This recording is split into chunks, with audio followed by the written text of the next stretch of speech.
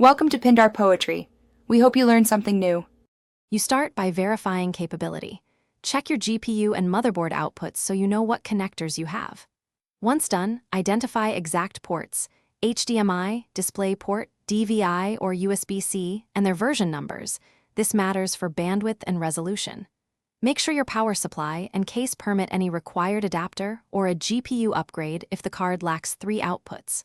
From here, decide whether to use native GPU ports or an active adapter.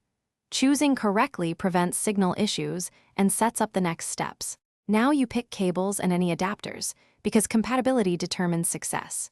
Use native GPU outputs wherever possible. DisplayPort handles higher resolution and refresh rate better than older HDMI or DVI. If your card lacks the necessary physical ports, opt for active adapters, DisplayPort to HDMI or DP to DVI, rather than passive ones. Active conversion preserves signal and multi-monitor function. Also match cable specs to your desired resolution and refresh rate. For example, choose a cable rated for 4K at 60Hz to avoid limitations.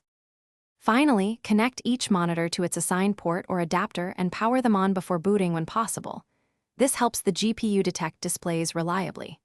Once the system starts, open your operating system display settings to extend and arrange screens, set each resolution and refresh rate, and adjust scaling if needed. If a display doesn't appear, swap cables to isolate a bad lead, test adapters on another port, and update GPU drivers. These steps usually identify hardware versus software issues and get you back to a 3-display setup. Thanks for watching. Consider subscribing if we helped you.